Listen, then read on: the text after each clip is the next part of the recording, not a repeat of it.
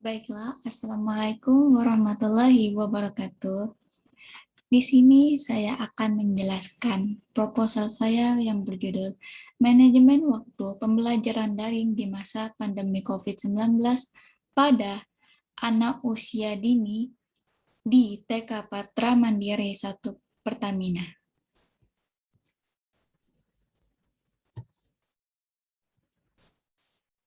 Pandemi COVID-19 sebagai Public Health Emergency of International Concern telah merebah sampai di Indonesia sejak awal tahun 2020 sampai saat ini, sehingga mengharuskan semua kegiatan yang bersifat publik menjadi kegiatan di rumah. Hal tersebut merupakan dampak dari adanya wabah COVID-19. Tidak suka maupun tidak mau harus tetap dilakukan untuk memutus rantai penyebaran COVID-19 terkecuali dalam lingkup pendidikan. TK Patra Mandiri 1 Pertamina merupakan salah satu TK di Komplek Pertamina yang sudah melaksanakan pembelajaran daring melalui media sosial seperti WhatsApp. Guru dan wali siswa membuat grup WhatsApp untuk memudahkan komunikasi tentang materi yang dipelajari siswa dan untuk memberikan informasi penting terkait pembelajaran. Implementasi pembelajaran daring di TK Pertamina Patra Mandiri 1, sinyal kurang mendukung. Pertamina sudah belajar dengan baik, namun ada sedikit kendala karena kadang sinyal kurang mendukung, kesulitan dalam menyusun laporan perkembangan anak, merasa belum mampu dan siap untuk mendampingi anak belajar di rumah, terlebih lagi jika harus bekerja di luar rumah. Nah, pengertian manajemen waktu. Manajemen waktu adalah proses perencanaan dan pengendalian secara sadar terhadap waktu yang dihadapkan untuk kegiatan tertentu, terutama untuk meningkatkan efektivitas, efisiensi, dan produktif. Cara ini juga melibatkan tindakan menyeimbangkan berbagai tuntutan terhadap seseorang yang berkaitan dengan pekerjaan, kehidupan sosial, keluarga, hobi, minat pribadi, dan komitmen dengan keterbatasan waktu. Menurut hukum Pareto, 20/80, 20% adalah waktu digunakan untuk bekerja secara efisien, sedangkan 80-nya tidak. Lalu, kenapa hanya 20% saja yang efektif? Dan bagaimana cara meningkatkan efektivitas waktu yang digunakan? Berdasarkan hukum Pareto, jika semakin banyak waktu kerja yang efektif, maka semakin banyak pula pekerjaannya. Namun hal ini tidak benar. Banyaknya dan kualitas tugas yang dikerjakan dipengaruhi oleh profesionalisme, kualifikasi, dan pengalaman. Untuk mencapai efisien yang baik perlu landasan yang kokoh, seperti motivasi yang tinggi dan juga minat. Pengertian manajemen waktu menurut para ahli. Yang pertama ada menurut Widiawati. Manajemen waktu ialah suatu kemampuan untuk dapat memprioritaskan menjadwalkan serta melaksanakan tanggung jawab individu untuk kepuasan individu itu sendiri. Ada juga menurut manajemen Atkinson, manajemen waktu yakni sebuah keterampilan yang saling berhubungan dengan segala bentuk upaya dan juga tindakan individu yang dilakukan secara terencana agar profesional tersebut dapat memanfaatkan waktu sebaik mungkin. Selanjutnya, menurut Kamus Besar Bahasa Indonesia, manajemen waktu ialah suatu penggunaan sumber daya secara efektif untuk bisa mencapai sasaran. Dalam Kamus Besar Bahasa Indonesia, waktu juga merupakan seluruh rangkaian saat ketika proses pembuatan atau keadaan berada atau juga sedang berlangsung.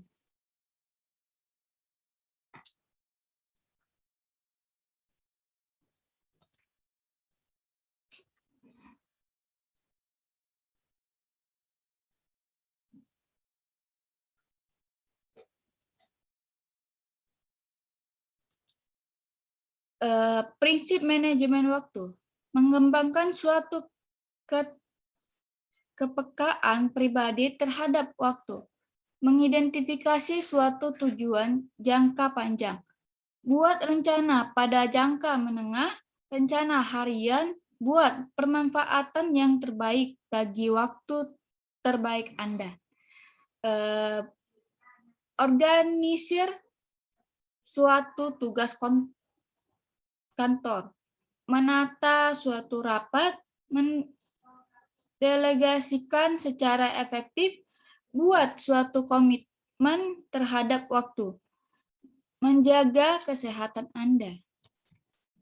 Manfaat dan fungsi manajemen waktu. Yang pertama itu meningkatkan produktivitas efisiensi dalam pekerjaan, meningkatkan kepuasan, perkembangan, dan meningkatkan peluang. Yang selanjutnya mengurangi kadar stres dan tekanan. Yang selanjutnya menapai target dan tujuan. Yang selanjutnya manajemen waktu membuat seorang menjadi tempat waktu dan disiplin. Yang selanjutnya, manajemen waktu membuat seseorang menjadi lebih rapi dan terorganisir. Yang selanjutnya, manajemen waktu meningkatkan moral seseorang dan menjadi lebih percaya diri. Yang selanjutnya lagi, manajemen waktu bisa mengurangi kadar stres dan kecemasan. Dampak manajemen waktu yang buruk. Jadi dampaknya itu yang pertama ada penundaan, kurang tidur, mengkonsumsi makanan yang tidak sehat, dan kurang berolahraga, kurang bernegeri, tidak tepat waktu, terburu-buru, disorganisasi, waktu kerja dan hidup yang tidak seimbang. Selanjutnya multitasking. Kelebihan manajemen waktu.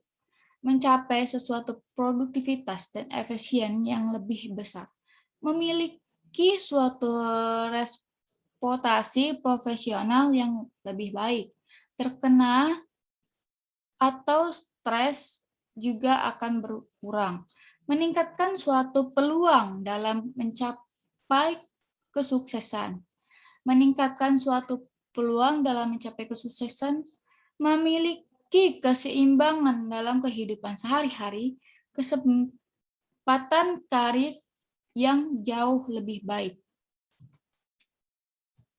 Tip manajemen waktu, memiliki suatu tujuan yang jelas, membuat suatu skala prioritas berani mengatakan tidak ketika akan mendapatkan tugas yang tidak prioritas, jangan menunda suatu pekerjaan, mendelegasikan suatu tugas, dan jaga kesehatan.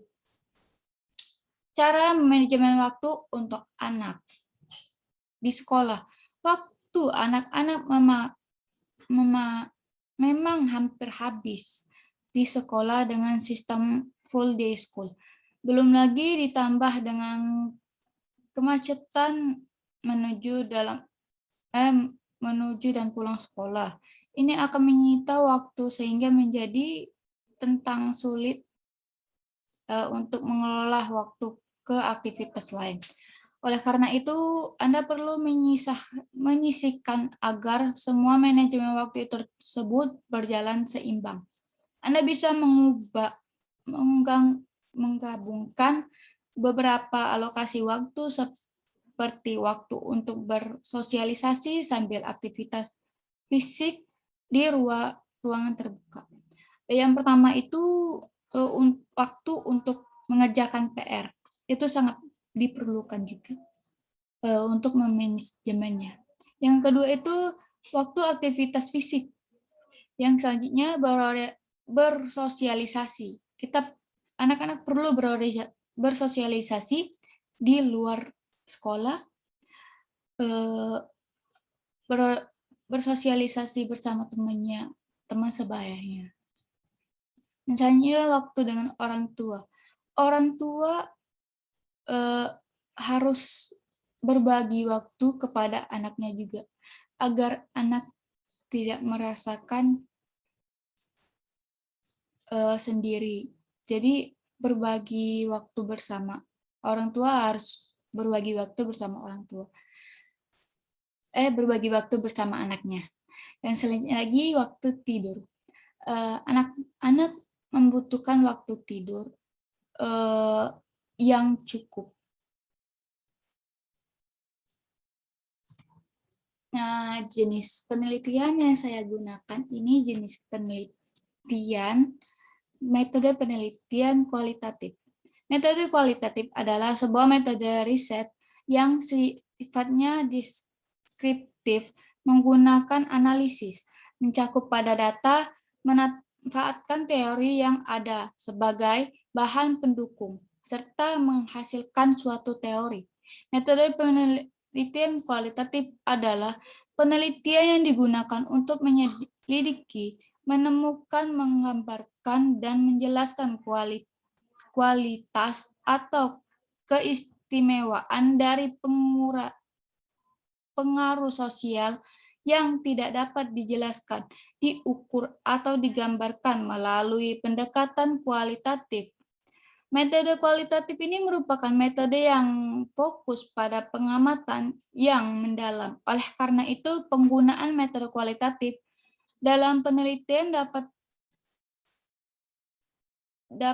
menghasilkan kajian atas suatu fenomena yang lebih komprehensif.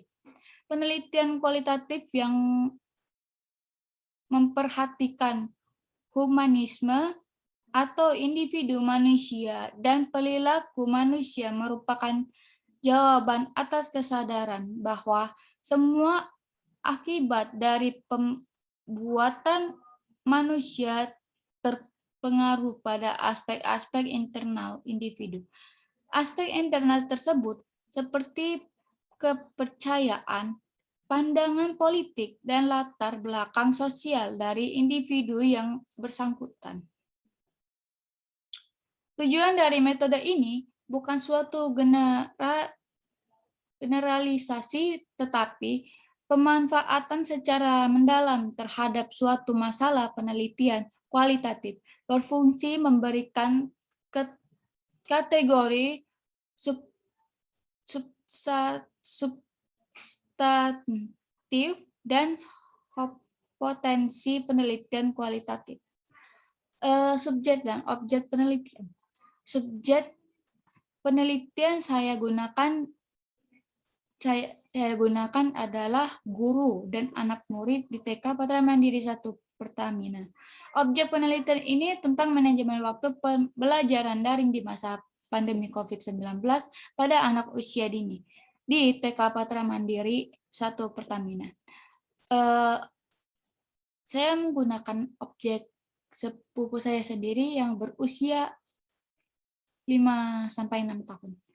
Lokasi penelitian ini dilakukan di Komplek Pertamina di TK Patra Mandiri 1 Pertamina.